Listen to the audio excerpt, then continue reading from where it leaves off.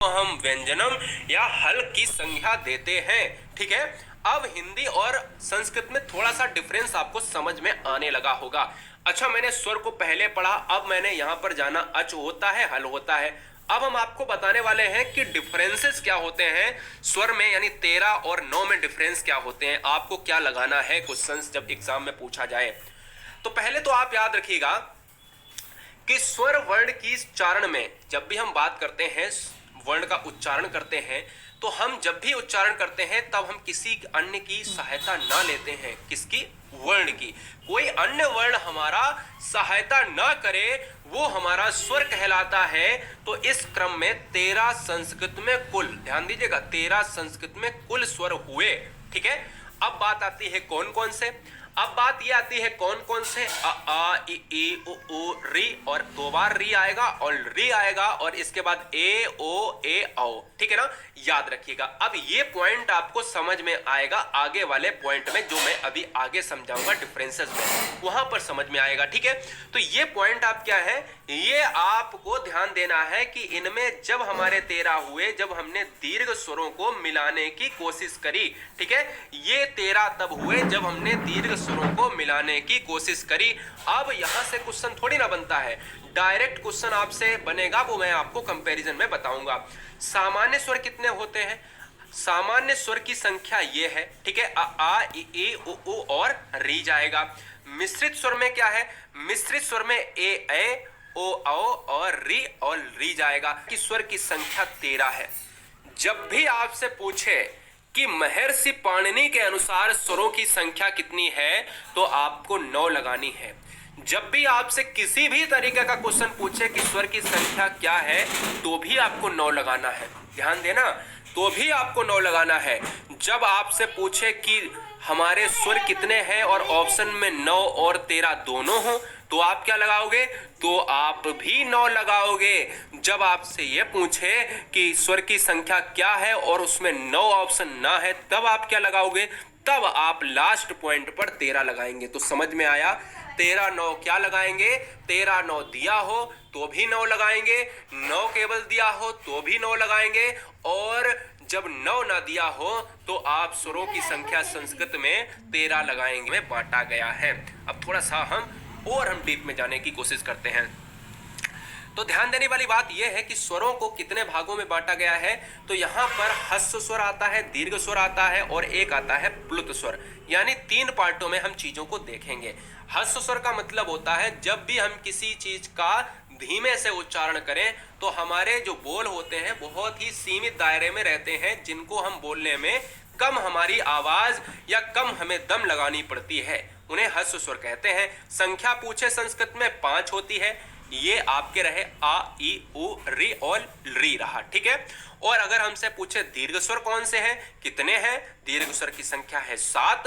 होते क्या हैं? ये वो स्वर हैं गाइस जो हम बोलते हैं जिनमें हमें ज्यादा दम, ज्यादा ताकत लगानी पड़ती है बोलने में, हम उनको दीर्घ स्वर कहते हैं। बड़ा आ, बड़ी ई। अब देखो, छोटा आ में ताकत नहीं लगेगी, आ, छोटी ई, उ री ली, है ना, ह्रस्व स्वर। कम दम लगे, कम ताकत लगे, ह्रस्व स्वर कहलाता है। ज्यादा ताकत लगे, आ ई उ, है ना, और यहाँ पर ए ओ, ये सभी किस में आते हैं? ये दीर्घ में आते हैं। संख्या दोनों की आपको पता होनी चाहिए।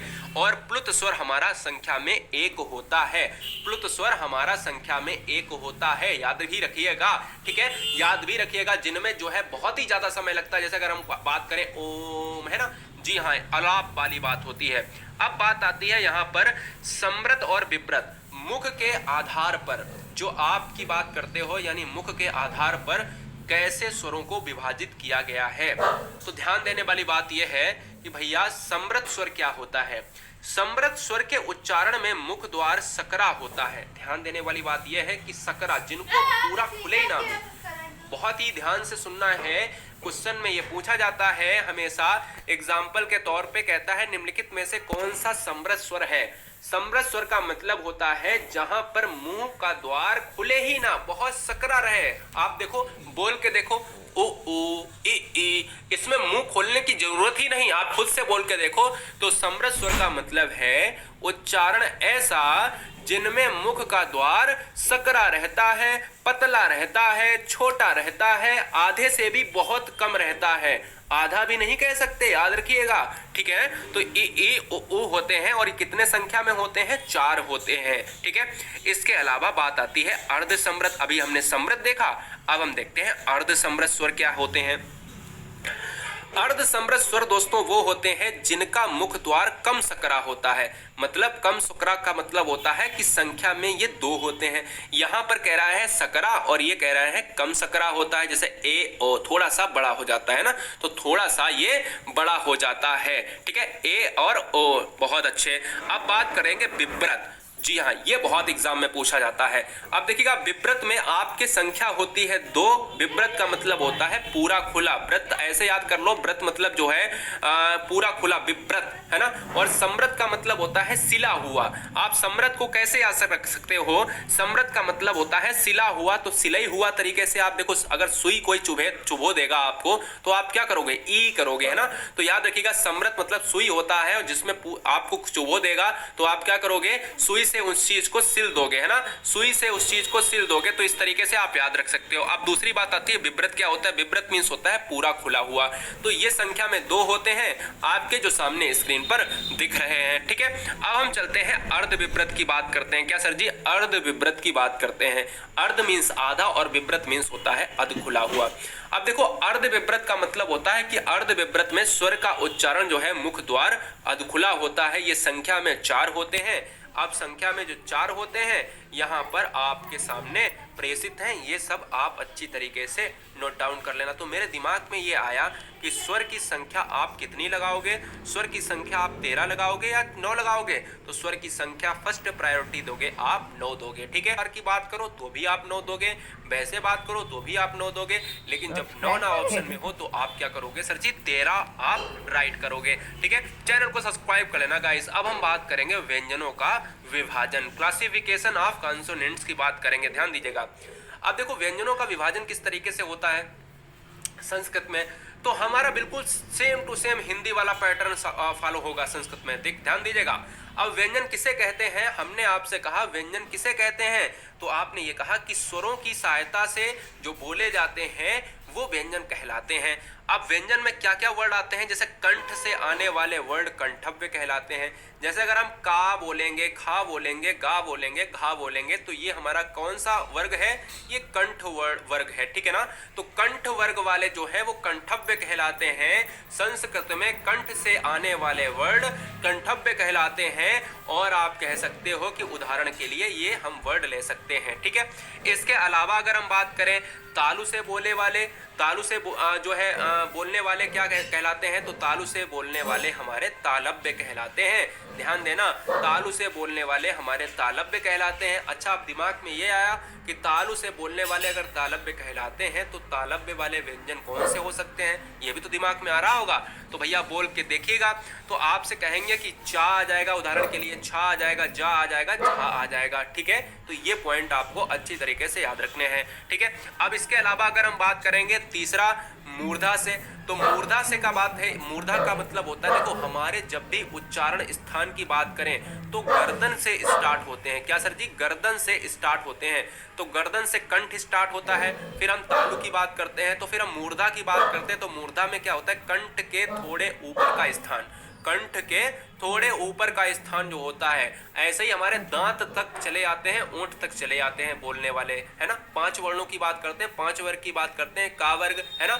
जी हाँ, चा वर्ग की बात करते हैं, टा वर्ग की बात करते हैं, ता वर्ग की बात करते हैं, लास्ट में पा वर्ग की बात करते हैं। तो यहाँ पर कंठ वाले जो वर्ड होते हैं, तो कंठ वाले कंठ में काका चले जाते हैं, और तालव्य वाले चा वाले चले जाते हैं, और कंठ से ऊपर वाले स्थान के मूर्धा में चले जाते हैं, तो वो है टा वर्ग वाले।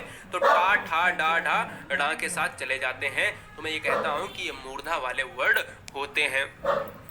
इसके अलावा अगर हम बात करेंगे कि दांत की मदद से बोले जाने वाले वर्ड क्या कहलाते हैं, तो वो दंतव्य कहलाते हैं। जो संस्कृत में बार बार एग्जाम में पूछा जाता है कि दांत वाले वर्ड कौन कहलाते हैं, वो भैया संस्कृत में दंतव्य कहलाते हैं, ठीक है। अच्छा, वो वर्ग कौन सा होता है दांत वाले? तो दांत वाले दंतव्य वर्ग में कौन कौन से आ जाते हैं? ता वर्ग आ जाता है। ये सभी वर्ड आप बोल के अगर देखोगे कि अगर आप कहोगे ता, था, अगर दवात बोलोगे तो बिना दांत में लगे हुए चीज नहीं बोल सकते, बिना दांत का उपयोग करके बोल सकते हो, नहीं बोल सकते हो, ठीक है, याद रखिएगा। तो यहाँ पर दवात अगर बोलना है, अगर मुझे बोलना है कि धनी बोलना है, धनी, तो धनी अगर जीभ आपकी जो है दांत में नहीं टच होगी तो आप कभी भी धनी बोल पाओगे, नहीं बोल पाओगे, ठीक है। तो दांत की मदद से बोले जाने वाले वर्ड आपको दंतव्य व्यंजन कहलाते हैं, ठीक है। और हमारा लास्ट बचता है कि पांचवा है कि ओष्ठ। तो ओष्ठ वर्ग में क्या होता है कि आपसे क्वेश्चन ये पूछा जाता है कि ओंठों से बोले जाने वाले वर्ड क्या कहलाते हैं, तो ओष्ठव्य। संस्कृत में क्या होता है, ओष्ठव्य कहे जाते हैं, ठीक है। तो संस्कृत में क्या होता है, ओष्ठव्य कहे जाते हैं। अच्छी तरीके से याद रखिएगा। जैसे ओष्ठव्य का मतलब है कि अगर हम मुझे बोलना है कि पापा, तो पापा का मतलब है कि आप ओंठ के बिना पापा नहीं बोल सकते, आप बाबा को ओंठ के बिना नहीं बोल सकते, ठीक है, आप फूफा को ओंठ के बिना नहीं बोल सकते हो। तो ये पा वर्ग वाले सदस्य सभी जो है वो ओंठ वाले सदस्य ओष्ठव्य कहलाते हैं संस्कृत में। तो एक बार और से हम देखते हैं कि भाई क्या रिवीजन कर लेते हैं एक बार सही तरीके से। तो कंठव्य वाले का वर्ग में इतने आपके आते हैं, ठीक है। कुछ वर्ड हमने छोड़ दिए थे लास्ट में, नहीं तो आप बच्चे को कि सर पांचवा वर्ड आपने नहीं लिया, मैं तो उदाहरण के तौर पे आपको बता रहा था, इसलिए मैंने दोबारा में सारी चीजें ली हैं। तो कंठव्य वाले आपके 5 वर्ड ये हो गए, ठीक है। आपने अगर लिख लिया हो तो लास्ट वाले वर्ड आप उनमें ऐड कर लें, ठीक है। जी हाँ, आप सभी को पता है जब भी स्पर्श के आधार पर हम चीजों को देखते हैं तो 5 वर्ग होते हैं। तो 5 वर्ग में हर सदस्य में अगर देखा जाए 5-5 होते हैं तो 25 हो जाते हैं। का से लेकर हम माँ तक की बात करते हैं ना, का से लेकर हम माँ तक की बात करते हैं। कहाँ तक, का से लेकर हम माँ तक की बात किया करते हैं। तो हम ये देखते हैं कि का से लेकर, क्वेश्चन भी आया है कि का से लेकर माँ तक कितने वर्ड होते हैं। तो आप स्पर्श व्यंजन के अनुसार देखेंगे तो 25 होते हैं, ये भी याद रखिएगा, है ना। बहुत अच्छी तरीके से कंठ में क्या होते हैं, का वर्ग वाले कंठ से बोले जाते हैं, चा वर्ग वाले तालु से बोले जाने वाले तालव्य कहलाते हैं, टा वर्ग वाले मूर्धा से बोले जाने मूर्धन्य कहलाते हैं, जो गले के ऊपर से बोले जाते हैं। ता वर्ग वाले यानी अगर हम कहें कि दांत से बोले जाने वाले को क्या कहलाते हैं, दंतव्य कहलाते हैं। हर वर्ड में 5-5 सदस्य आपको मिलेंगे हर वर्ग में, ठीक है। अब लास्ट हमारा होता है ओंठ। ओंठ से बोले जाने वाले पा वर्ग वाले ओष्ठव्य संस्कृत में कहलाते हैं, ये भी याद रखिएगा। जो सदस्य 5 संख्या होती है। तो कुल मिलाकर कितने हो गए, 25 हो गए। अब हम चले नेक्स्ट पॉइंट पर, विशिष्ट व्यंजन को और देख लेते हैं भाई। विशिष्ट व्यंजन क्या कह रहा है हमारा, विशिष्ट व्यंजन ये कह रहा है कि या वा रा ला सा सा सा हा। मतलब क्या है, विशिष्ट व्यंजन आपसे अगर कहे कि कौन कौन से हैं तो ये सभी विशिष्ट व्यंजन हैं। अगर आपसे कहे इनमें छांटिएगा अंतःस्था कौन सा है, तो अंतःस्था व्यंजन है हमारा या है, रा है, ला है और वा है, ठीक है। ये आपके अंतःस्था हो गए। और अगर हम आपसे कहते हैं ऊष्म कौन सा है, तो मैं आपसे कह दूंगा कि ऊष्म आपके कौन से हो जाएंगे, ये वर्ड आपके ऊष्म हो जाएंगे। अंतःस्था व्यंजन की बात करें दोस्तों, अंतःस्था क्या है, तो ध्यान देने वाली बात यह है कि अंतःस्था के बारे में बच्चा जानता है कि 4 वर्ड हिंदी में भी होते हैं और चाहे संस्कृत की बात हो उसमें भी 4 वर्ड होते हैं। तो अंतःस्था में या रा ला वा आता है, यानी ये विशिष्ट वर्ण है। अगर आपसे पूछे कि विशिष्ट वर्ण कौन से होते हैं तो आप अंतःस्था और ऊष्म व्यंजन दोनों को बता सकते हो, ठीक है। क्योंकि ये स्वर जन्य स्वरों से बने हुए हैं, अतः ये अंतःस्था व्यंजन भी कहे जाते हैं। अब देखिए क्या मतलब हम दिखा रहे हैं, आपको देखने की कोशिश करवा रहे हैं। देखिएगा ए ई, यानी अगर हम बात करें इनको, अगर हम देख के आधे वर्ड को आधे वर्ड के साथ मिलाएंगे